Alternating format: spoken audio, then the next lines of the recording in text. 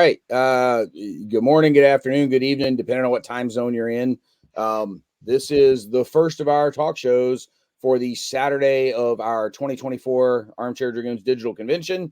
We've got the folks from the International Kriegsspiel Society here going to be giving y'all a talk, and I'm going to get off screen and let them take over. So Jan, Paul, let you guys deal with introductions and everything else, and I'm getting out of the way here. Thanks a lot. We'll be talking about Kriegsspiel today, which is sort of funny because it was the ACDC 2021 in June, I believe, when I played my very first game of Kriegsspiel, and now I'm presenting to you. We two, Paul and I, we are master umpires at the International Kriegsspiel Society and also members of the admin staff. The IKS is an international community with almost 2,000 members from all around the globe, but we get into that in about a second. So what we want to do today is talk about the Prussian Kriegsspiel. And as you might have imagined, it's not quite possible to cover 200 years of wargaming in just 1 hour. So I'll be talking a bit about the sort of main era of the Prussian Kriegsspiel from 1824 to 1906. And then we swap over to Paul and we talk about what we can do with Kriegsspiel today. By the way, if you have any questions, as Brandt is pointing out in the chat, put them in the chat. We are happy to answer them as we go and as we see fit, but there should also be some additional time for further questions and discussion in the end.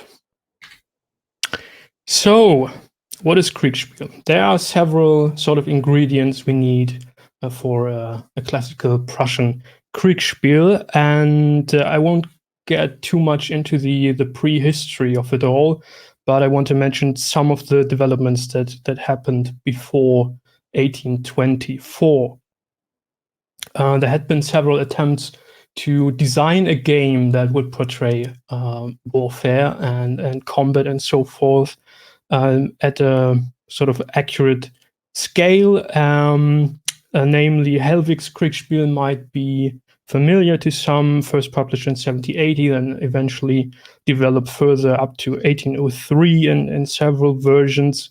Most of these early games, though, they were very complicated, expanded versions of chess. So imagine a chessboard that has many more grids than the usual chessboard, and your pieces are replaced by blocks of cavalry, infantry, and artillery, for example. Sometimes there are even political and logistical pieces involved in those games.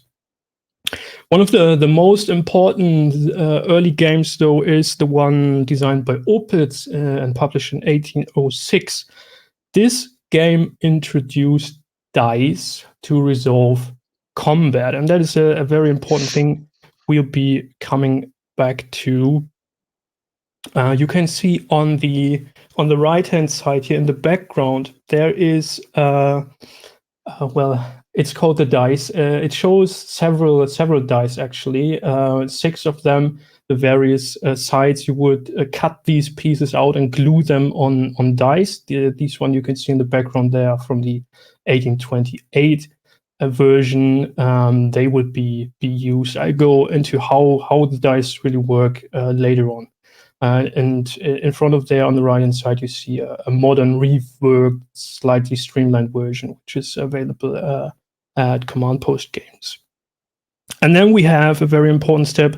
In 1812, Georg von Reisswitz the Elder finished his game, which you can see on the left-hand side, das taktische Kriegsspiel, the tactical Kriegsspiel, which basically is sort of a tabletop miniatures game. It still uses the dice that had been introduced, and it uses grids. In this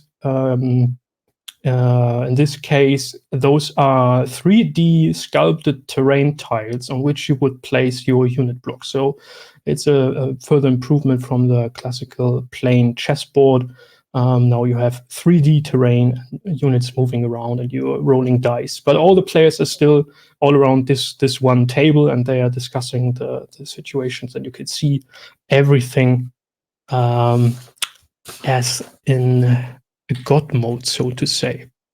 Then we have another. So now we have blocks and we have dice, but there's another ingredient we need, and that is maps. Maps are very important. Why is that? Because at the end of the 18th century, beginning of the 19th century, maps and high detailed maps really became available. Maps were very rare before that. Even when thinking about the Napoleonic period, the Grande Armée had issues to find maps of Russia, for example, detailed maps they could use for their operations.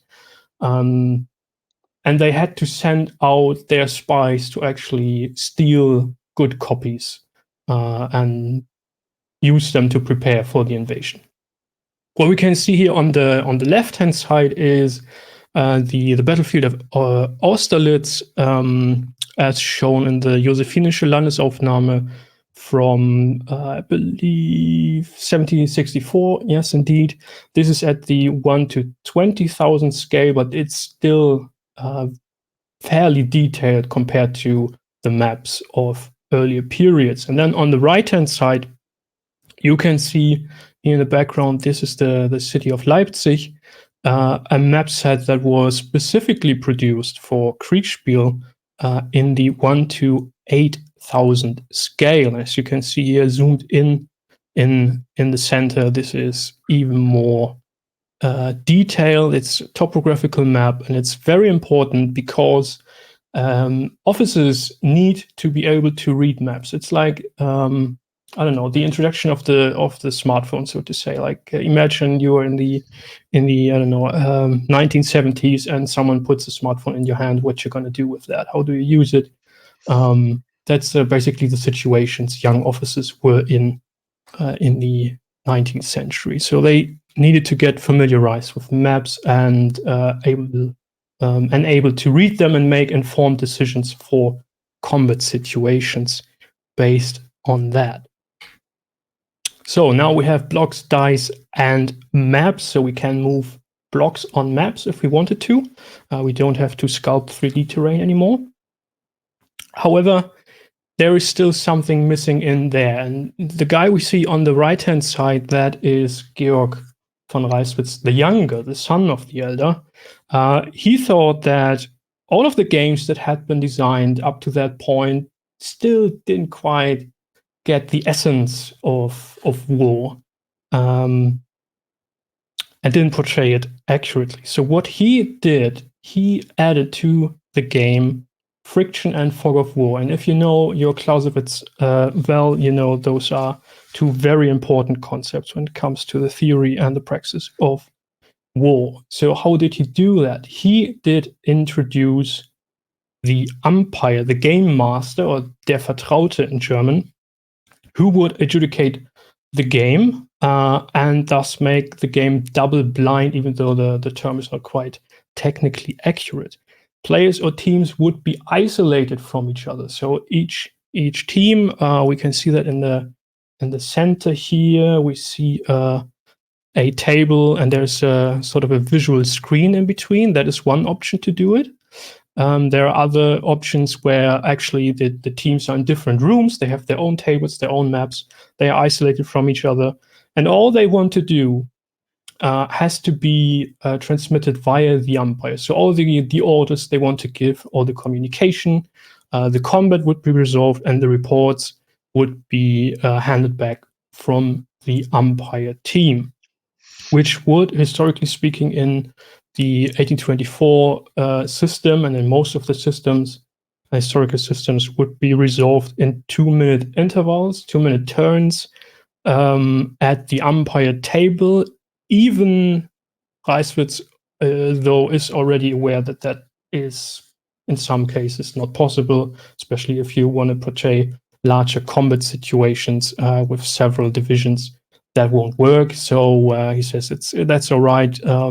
It just takes longer to resolve, and then we go back to the players and hand them their reports. And the players on their maps also only have their own pieces basically in the beginning, and what they can see from the position they decide to locate their sort of player avatar, the headquarter, or whatever on the map. If they are on a hill, on let's go back to the maps maybe. If they are sort of in this position here on this hill, or let's say on the Prussian Heights, then they can of course see further than if they were not.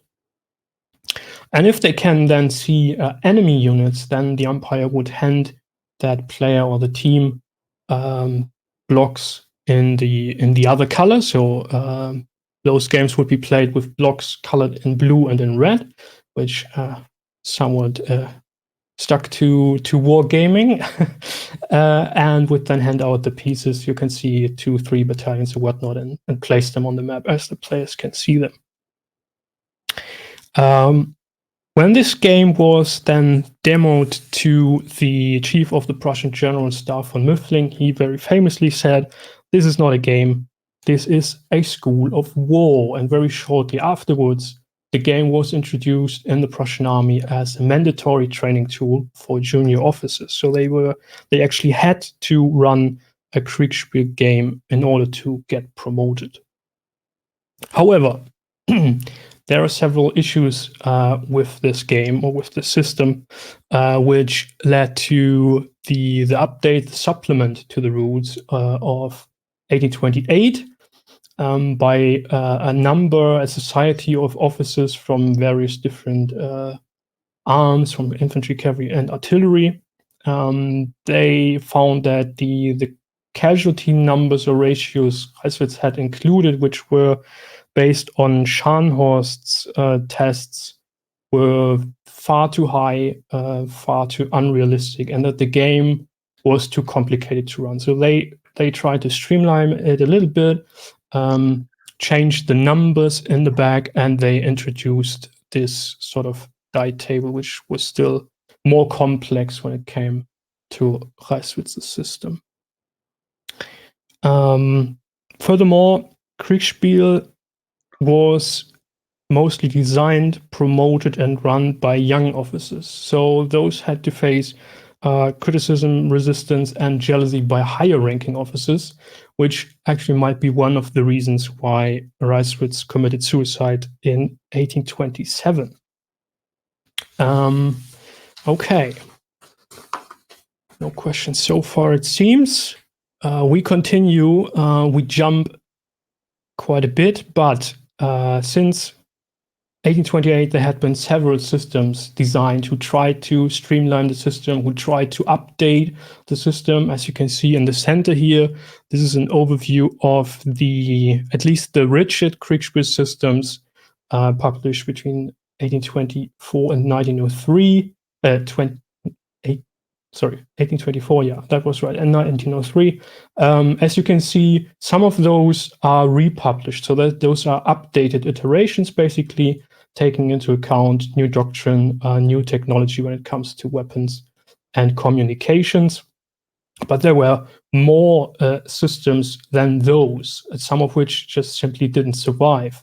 One of which was designed by one Helmut von Moltke, who might be familiar, at the Magdeburg garrison in the 1840s. And that would be quite interesting to have, because he was a quite avid Kriegsspieler and did promote that. And his tactical problems then later were sort of a Kriegsspiel as a choose your own adventure book game, if you want to.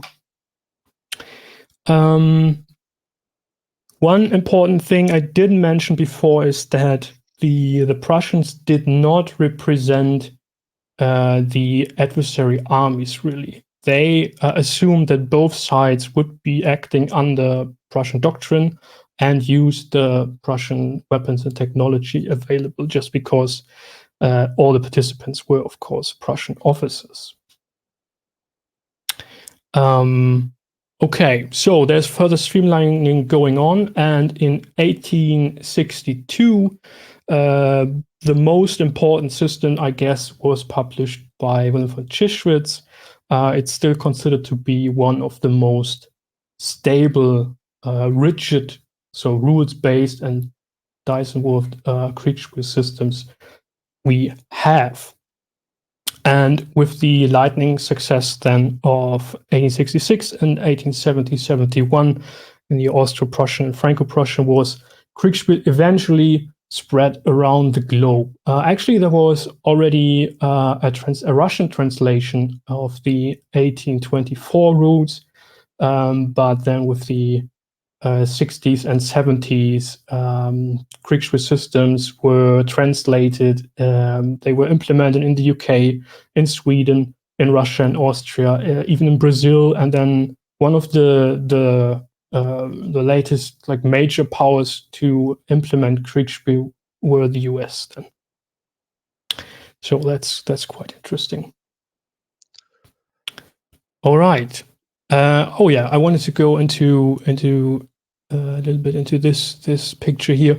On the left-hand side in the background, you can see Chischwitz's system in play on a map portraying a combat situation in the Battle of Königgrätz in 1866. I go into that situation later on. And on the right-hand side, we can see that this is a little bit more streamlined than what we have seen in the 1828 rules. This is what's called the Würfeltabelle, the dice table. This is basically a combat strength ratio table, which helps you select the die which you want to roll in a given combat situation. So you start from assessing the combat strength. So do we have 1 battalion fighting against 4 squadrons of cavalry, for example? Then you pick a specific die, and then you adjust the die number, not the ratio, but the die number based on the conditions on the battlefield. So let's say the battalion is wavering, so it will get a worse die. And then let's say the cavalry, however, I don't know, is charging down a steep hill, which is very difficult for horses to do, so they get 2 dice worse. And then you pick the die, and Chischwitz is no longer using printed or glued on dice with complicated tables. He's using this one here to resolve the combat, simply using a D6. Like, let's say we have decided to pick die number 3, this one here. Then you roll a D6 and see what the outcome is. And you have red outcomes and black outcomes. The red ones are that the formation that is in the more advantageous position would lose the combat. The black one is that the disadvantaged unit will lose the combat. And then the R, G, and T tells you how badly the loser is beaten and has to retreat and is not allowed for an amount of time to engage in combat again. The numbers on this die are close combat casualties, and then here we have another table for artillery and small arms fire. Now, there were still issues with all that. Who can run me a game? Many officers found that it was still too complicated to run a game. Reisswitz already said an umpire should learn the system step by step, and it would take several games to add aspects and more complexity, and still they wouldn't really be able to resolve 2-minute turns, right? So what happened was that in 1874, Jakob Meckel published his study on Kriegsspiel, arguing that instead of using a rules-heavy system, that should be skipped, and umpires should rather just assess the situation and then maybe roll a d6 and decide the combat on that without any detailed loss tables and whatnot. And an even more radical approach than was in 1876 by Benoit du Verdi, who argued that dice should not be taken into consideration whatsoever, and thereby the free Kriegsspiel, so free of rules and free of dice, was born. And this sort of led to the end of the era of the classical Prussian Kriegsspiel in 1906 with a very devastating evaluation of the rigid systems by Altrock, which sort of made it appear that the rigid systems weren't used and weren't really played and all that, but that's not quite true. Even in the 1870s and onwards, rigid systems, rule rules-based systems were still developed and played, of course. However, then with the early 20th century and the preparations for World War I and World War II, Kriegsspiel really diversified and became much more than a tactical combat simulation. It really turned into more of what we understand as modern wargaming today, right? So I think still we are on to a very bright future. Kriegsspiel is still played today, even by the military. On the right-hand side, we can see the US Army War College with single players isolated here by this view screen, and the assistant umpire, it seems, is handing out a report here and explaining the situation around the commander piece up on this hill, what he can see in this situation. And I personally had the pleasure to visit the Führungsakademie in Hamburg, which is the German Command Staff College, in November last year, and participate in a session there hosted by Professor Judith Wintjes of the University of Würzburg and the Conflict Simulation Group, which was quite a pleasure. That was the game you see down here is the same one as we had on the previous slide. We played a Prussian division against the Saxon division on the far right flank of the Prussian army at Königgrätz. Funnily enough, none of the other players had played Kriegsspiel before. So the German military really only rediscovered Kriegsspiel like 5 years ago, and it's slowly starting to get a little bit more traction, although of course there are all the other types of wargaming, of modern wargaming, that are played. So I think there is still a lot of benefit in playing Kriegsspiel today. And as we are switching over to Paul, who goes a little bit more into detail how that could look like, here are 2 suggestions. If you want to get an overview of the history of Kriegsspiel, you should look at Vigo, the German Wargaming, and Wintjes, a School for War Brief History of the Prussian Kriegsspiel. Do we have any further questions to the history? The game comes out and everybody homebrews the rules. Yeah, absolutely. And that's a very beautiful thing. Even in the International Kriegsspiel Society today, we have plenty of different rule sets for various periods, for various perspectives of combat situations. And we do have constant debates about what should be included, what should be represented, and what not. And all these systems keep sort of evolving and developing and changing over time, which I think is a very, very beautiful thing. All right, Paul, over to you. Thanks so much, Jan. You have now heard an excellent overview of the Kriegsspiel system from 1824 all the way up through to some of the military applications for today and professional applications. So I'm now going to take you in a completely other direction to talk about some of the spirit of what we're doing today. And I'm going to start by talking about a time that I tried to introduce a laser into a traditional Dungeons and Dragons game. So I'm a young dungeon master, and we had played many very traditional orc slash hack goblins, mages, all of the traditional Dungeons and Dragons games. And I had gone through this over and over, and I had a problem because I was an avid science fiction fan. And so though I appreciated Tolkien and some of the original works and some of the fantasy, I really was a science fiction fan. So I had this brainstorm that though my friends enjoyed a fantasy milieu, I thought I would introduce some science fiction to the game. So what I did was I created a scenario where I snuck in science fiction, and the entire premise was that there was a machine that created the magic, and that they would have to go through this facility to find this machine. And I thought that my idea was quite clever. And so I set this entire game up, got together with my friends, and off we went.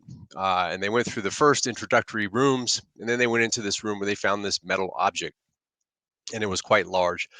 And so as they were walking around the metal object in this role-playing game and asking questions about what it was and the different dynamics of the object itself, and I was feeding them the different pieces of information, I was feeling more and more clever about how I had created this world and this environment. And then one of my friends just stopped and looked and said, "It's a car."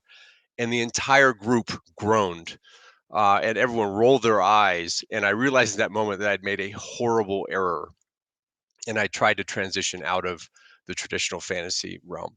The problem was we were only at the beginning of this session. We had nothing else to do, and I was responsible for entertaining my friends, and I had an entire setup that was science fiction. So what did I do? In that moment, I pivoted, and I basically took each room from that point and transitioned it back into fantasy. So if there was a room where there was two lasers that were going to um, create an ambush, I created that as two archers that were going to ambush them. And if there was another room where they were going to float off the floor because of anti-gravity, then there was actually a spell that did it. And by the end of the night, everyone was happy. Everyone said, "Well, that was really wild. We were in this facility from the future, but it was really just a good old game," and everybody was happy. And that experience has always stuck with me, and it's stuck with me all the way through to discovering and enjoying Kriegspiel, because a couple of things I learned from that were I had originally thought the cleverness of my idea was the game, when in fact that was not the game. The game was the enjoyment of people co-creating an experience together. And as you hear the history of Kriegspiel, and if you listen to the stories that Jan was telling, in fact, it was the umpires and the junior officers in the Prussian day. In the modern day, it's the umpire as well as the um, junior officers or the cadets that are learning. And it's that social co-creation of an experience that creates either the learning from a military perspective or the entertainment from a hobby gamer's perspective. And so as we move forward in the world in terms of the technology that's available to us, we certainly have things like Total War, and we have these different technologies that will allow us to scale these very large battles and have a very full and uh, complex experiences. Um, there's no question that the technology can take us there, but we want to make sure at the International Kriegsspiel Society that we're bringing forward that social element. And we think there's an advantage to ensuring that the double-blind live umpired experience that is Kriegspiel, that started all the way back in 1824, can be brought forward to take advantage of technology, not necessarily to solely rely upon it. So we, if you think about the rise of artificial intelligence today, and I'm uh, a, a player of the operational art of war. I have been since the early days. I think I know we're on version 4 now, and I would start on version 2. And if you think about AI and what AI has done for us today, is you can actually play the operational art of war and not even participate. You can pick your scenario. You can have the AI play both sides. You can just sit back and watch and be delighted as you see the ongoing back and forth. But it's like watching, an unscripted television show. The technology is running the game for you. Custer can fight the Native Americans, and it seems like the computer always has Custer win. So this is certainly available to us today. At the Kriegsspiel Society, we actually are not trying to replicate necessarily the exact Prussian experience from 1824. We're not trying to recreate a staff experience from those days. What we're actually looking to do is extract the human element that I had experienced at that Dungeons and Dragons games all those years ago. And we're extracting the interaction and the co-creation of experience that happens in a Kriegspiel environment. So that double-blind live umpired experience, we've actually taken and adapted outward to create a play-by-mail experience. So you can have the umpire sitting in the center who will send reports in either direction, and we create that in such a way, in an asynchronous way, so that people can actually enjoy Kriegspiel asynchronously, and they can enjoy it in a time that fits with their real life. So it's not a 4-hour session necessarily. It could be a 1-month session that's done by email. So our mission at the International Kriegsspiel Society is to preserve and to propagate Kriegspiel, not specifically by recreating it as it was in the golden age of the mid 1800s, but is actually to bring the ideas forward and use technology. You can tell from some of my images that we're not afraid of technology at the International Kriegsspiel Society. And so the way that we propagate this is we just bring the message of double-blind live umpired simulation to folks, and we show them this format because we think the format has some very powerful opportunities. So one of the things that this format allows is for scaling. So we can create very large games by using this human-centered way of doing it. So this is a Discord channel from our Grand Waterloo game. This game had over 65 players in it. We had, I think there was about 18, 19 umpires. We had to, the game was so large, we had to use 2 maps and had to sector out the battlefield because there was just too many units to fit on a screen. So we actually exceeded technology's ability to handle it. So the Grand Waterloo game was we fought it down actually to the brigade level. We took about 8 hours, and it was a tremendous experience, and everybody really enjoyed that. So the human, this technology that was invented back in the 1800s allows us to create very large games, and really it's just people on a Discord server at the end of the day. A second advantage that we have here is that it's free. So you can actually join the International Kriegsspiel Society. You don't have to pay. You don't have to buy any tech. You don't have to buy any software. You don't have to have anything more than a free Discord account, and you get all your text channels and you get all your images in the Discord. And in fact, this can go anywhere. So you can run a Kriegspiel on email. You can run a Kriegspiel on text on your phone. Many of our players that will actually use their phone to play. So the technology itself is free, and therefore anyone can try it, and the barrier to trial is actually very, very low. Another advantage of the format that we really like, that actually harkens back to my science fiction experiment as a young dungeon master, is that we can go into any niche and actually deliver on that niche. So here's a couple of screenshots to show you. On the left is it's a siege of an Ottoman fort from the Habsburg Ottoman War from 1526, and this is the siege of Sexard, which was a historical siege.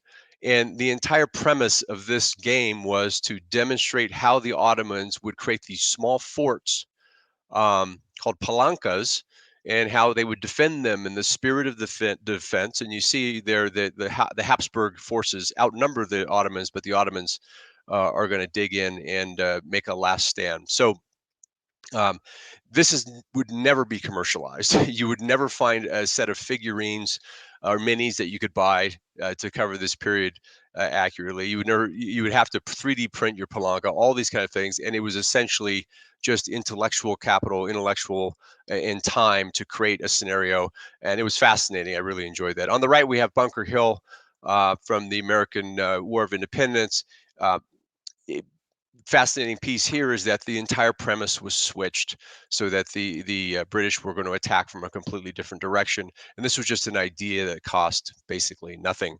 So like my early Dungeons and Dragons idea where I had to switch very quickly, but it really cost me nothing to switch that science fiction module into a fantasy module, we're able to create very niche games that are really just that come from the passion of the person who creates it. In fact, just yesterday I was interacting with some folks who had created a hypothetical scenario where people from Colorado were going to invade the people in Wyoming, and then there was a modern scenario with all sorts of I-25, which is the highway. If you're not familiar with it, played a big part in the defense, which is actually quite funny because I'm sitting in Denver, Colorado right now. So, so anything that comes from the imagination can be done in a Kriegspiel. Kriegspiel is a system that allows for any scenario to be explored, and we certainly have our share of Star Wars and Warhammer and different formats, and it's all done in the same spirit that the Prussians originally envisioned it, and that's that fog of war, the double blind, and your ability to only see a portion of the battlefield.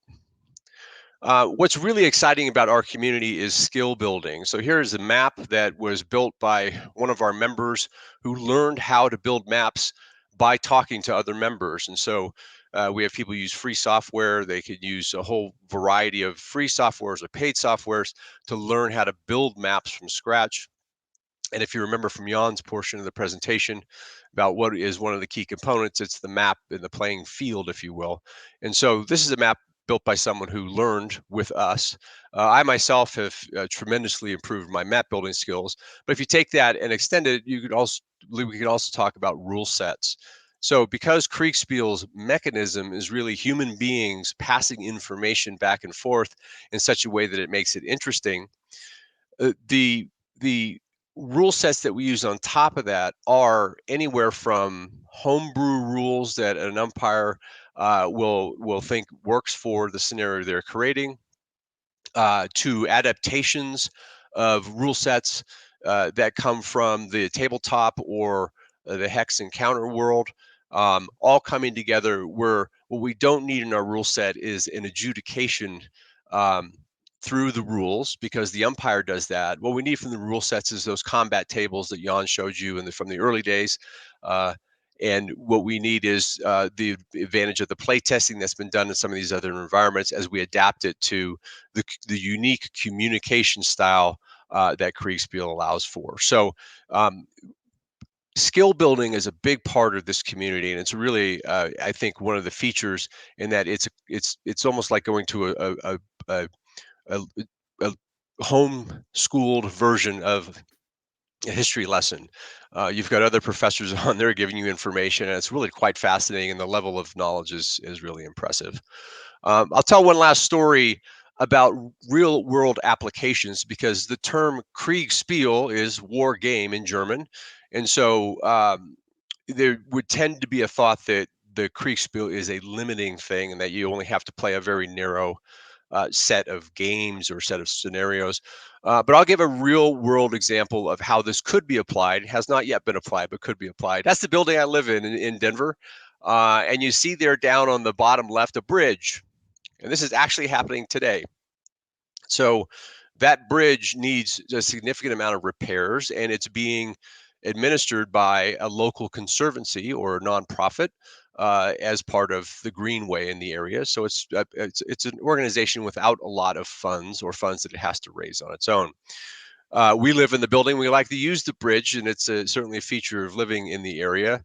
And then the city, of course, administers the whole thing. So we have three constituent groups that are tremendously at odds with each other about how to handle the bridge. The Conservancy doesn't want to pay money to fix the bridge. The building owners want the bridge open, and the city wants to just make sure that there's peace in our time, and that they just don't want us complaining all the time. So you have three constituencies with remarkably different goals, remarkably different needs for outcomes. Nobody understands each other, of course, because everyone is fighting their corner, if you will. And so it just occurred to me, as Jan and I were talking about this, about real world applications, this would be an amazing real world application of a double blind umpired simulation, which we wouldn't really call a Kriegspiel, although if you were to hear the strident shouts of our homeowners association, you might think it's a Krieg. But what we could do is actually create the decision criteria for each of the three constituents, and then actually have everyone walk a mile in the other party's shoes. We could do this by email. So we're taking advantage of all of the power of Kriegspiel in the modern age. We could use technology. We could have this be by email. We could have the homeowners group play the conservancy play the city, and the city folks, if they were willing, play the homeowners group.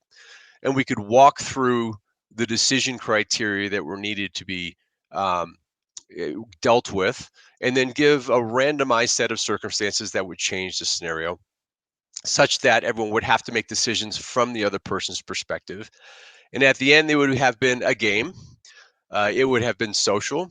It would have used technology, and everyone, not only would they hopefully have had a little bit of enjoyment in terms of getting to know each other, but they would have learned the perspective of the other parties. And this is where we think the most exciting opportunity is with Kriegspiel, in that we can move forward, allowing people to learn while they enjoy the social interaction. And that is what we think Kriegspiel's opportunity is. We want to thanks so much for hearing both the history and the present day situation with Kriegspiel and opportunities that we have. And I wanted to open it back up for any questions. I think now would be time for the discussion. Jan? Yeah. Let's see if we have any more questions coming in. I don't see any. Gorgeous map. Yeah, indeed it is.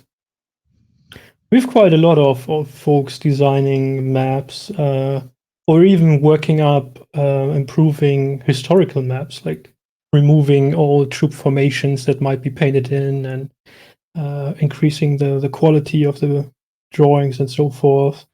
That's a thing as well. We haven't had any other questions pop up in the chat that I've seen. So folks, if you've got any, now is your chance to ask. One thing we do want to put in a plug for is we do have one of these Discord run Kriegspiels tomorrow, starting noon Eastern time. If I've got the time wrong, these guys will correct me, but I'm pretty sure we start at noon Eastern time. But there's no special software needed for that. So TTS Vassal, completely irrelevant. Everything plays within the Discord itself.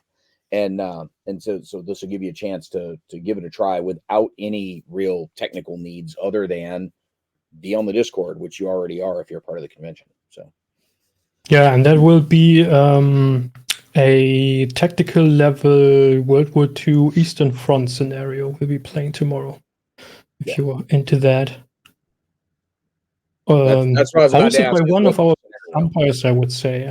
Otto is really, I don't know. He designs very sophisticated systems, but at the same time, he's very good in providing player briefings and also guides. I've posted them in the public channel on the ACDC Discord if you want to take a look at those, to familiarize players with the doctrines and tactics of the period, which is also an interesting thing. Even though you can have players play without any previous knowledge about the given scenario or the period you're playing, but it is of course beneficial to know a little bit about it.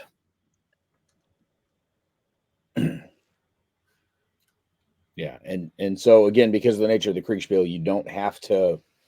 There's not really a rule set you have to learn. The umpires are going to guide you through that. Absolutely, yeah, that's very important. Players don't need to know any rules.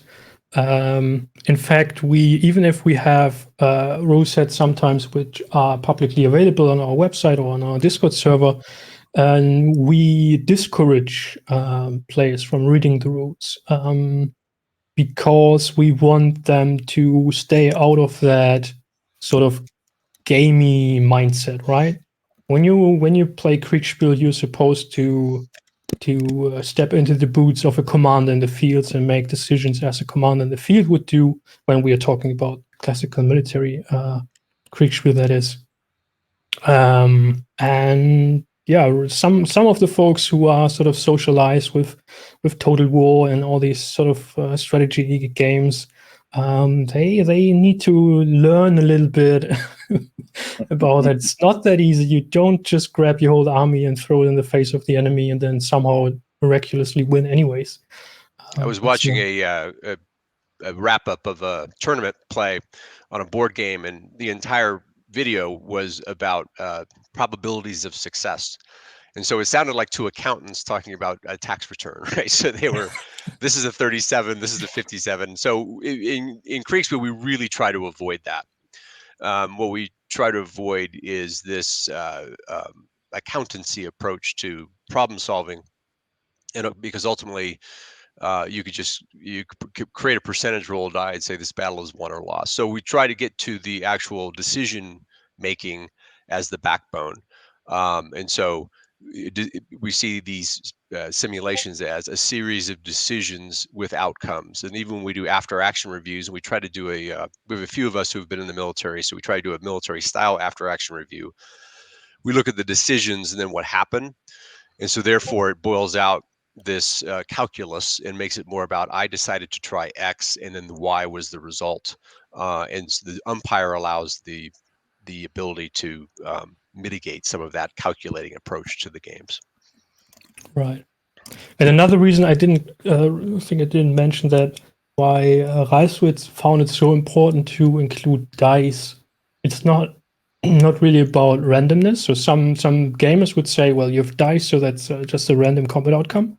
But that's not the point. The point is to somehow incorporate the contingent nature of reality and warfare, and that you don't know what's going on, and that you cannot quite measure morale and the impact of a battalion showing up on your flank suddenly, and what's going to happen. There are quite some cases when you go through the historical sources where against all odds the most weird outcomes happen, and they have quite a big impact on how the battles developed.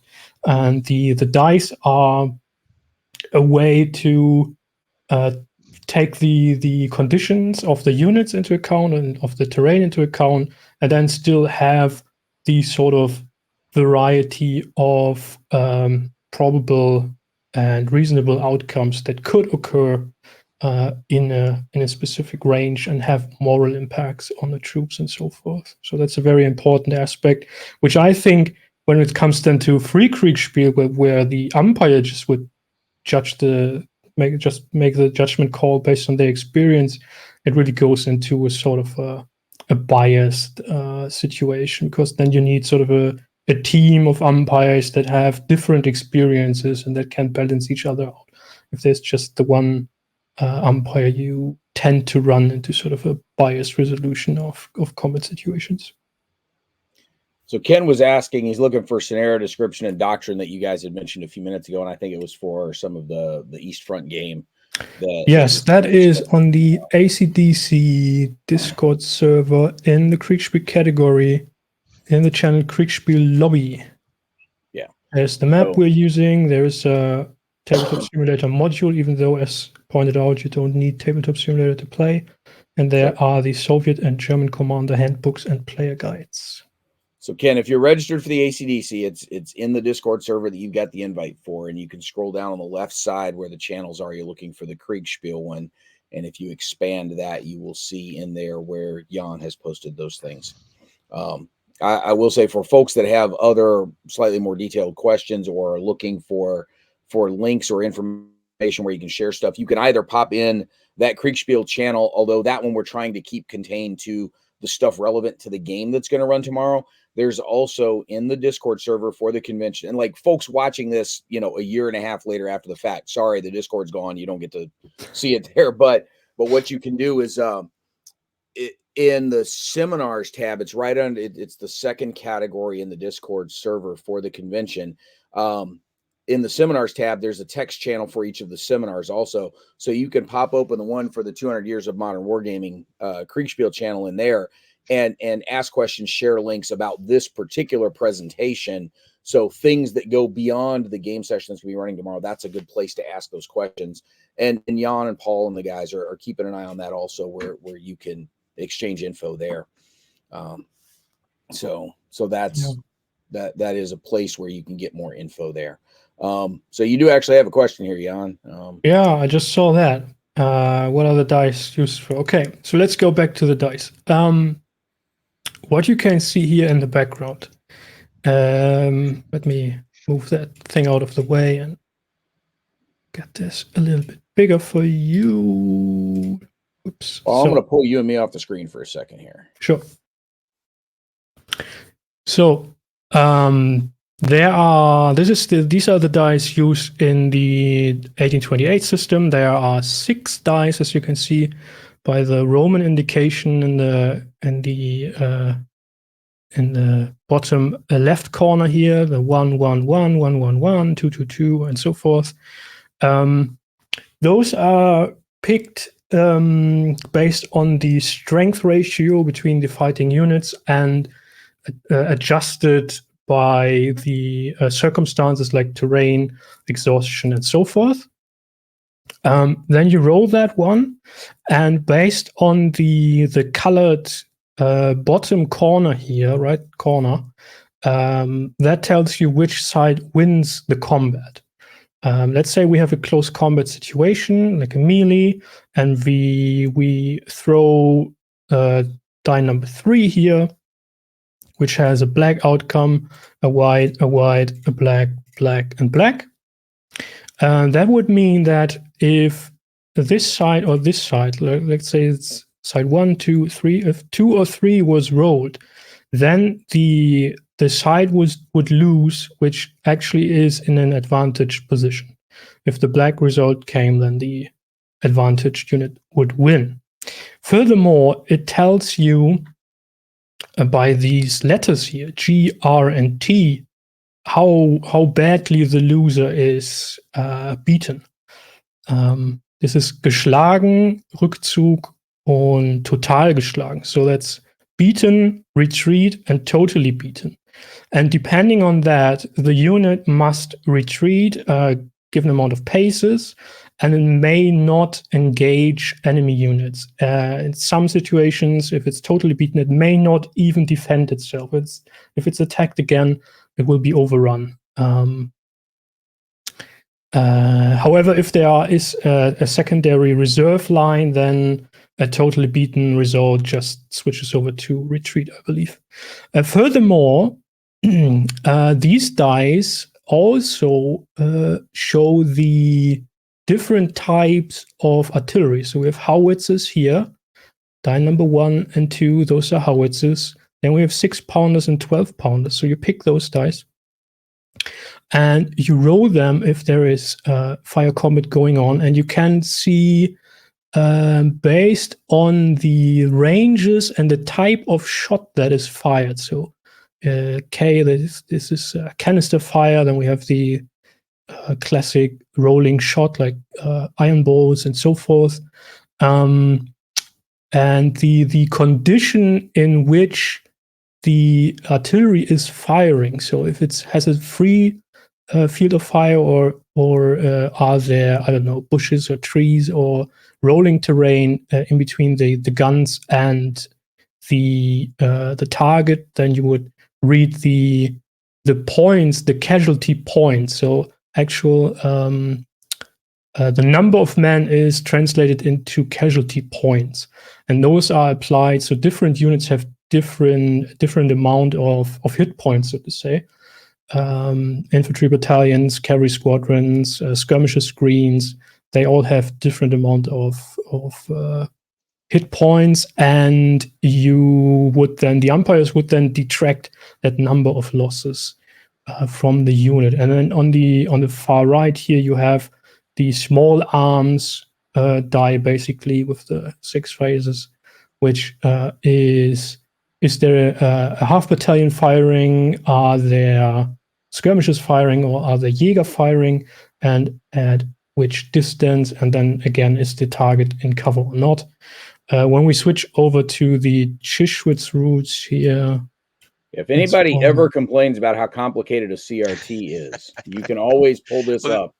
This is a CRT from the day, right? And so right. In Tabletop Simulator, for example, you can actually modify a die with description that actually will give you this level of complexity. Yeah, and I would even say the dice or the combat result table aren't the most difficult thing in the historical Kriegsspiel systems. Yeah. It's all the detailed routes that come on top of, well, if this happens, then that, and if not, then that, and if this happens really, that, then you need to take into account this and so forth. So that's the very, very difficult stuff you need just to take. zoom in so people can see. This is the Kriegsspiel dice that are sold by Command Post Games. This is one of the zoomed in versions, and they have the rules on their site also that explain to you what all these different values are for. But it is essentially the CRT actually pasted onto the die itself. So rather than roll a die and then go look up a bunch of stuff, you're rolling the die and literally reading what shows up on the die face to tell you what's going to happen. So yeah, in our modern slightly implementation of this, Brand, or in our modern implementation, we emphasize what is a believable result, what is a reasonable and believable result, such that the player says, okay, well, if I was doing X and that happened, that makes sense. So we actually move away from that level of complexity in our games, trying to move toward a believable result. Yeah. Folks, we're going to have to wrap this up here because in 5 minutes, we've got Jim Werbineth starting one of his talks. So again, Jan and Paul are around all weekend. And so you can add questions in the Discord around Kriegspiel in general. If you've got questions or thoughts about the specific event being run tomorrow or wanting some more information before jumping in, you can do that in the game specific channel that they've already started to set up for the different player roles, because everybody's going to have their own channel where you're getting talked to in there. But that's a place where you may want to jump in and give it a whirl. Like that's the whole point of the conventions like these. So, try something different, try something new. Guys, thank y'all very much. Really appreciate it. Thank you. So, and audience, thanks for hanging with us. And we'll be back in a couple of minutes with a new stream, with Jim Werbineth's thing. And those of you watching this like 2.5 years later, it's Kriegspiel.org with 2 S's in the middle. But it's Kriegspiel.org. It's the International Kriegsspiel Society. They've got all kinds of events happening at all times, both online and in the real world. So go check out their calendars and find out where they got the next stuff coming. So cool. Thanks, everybody. Thanks a lot. Bye-bye. Thanks.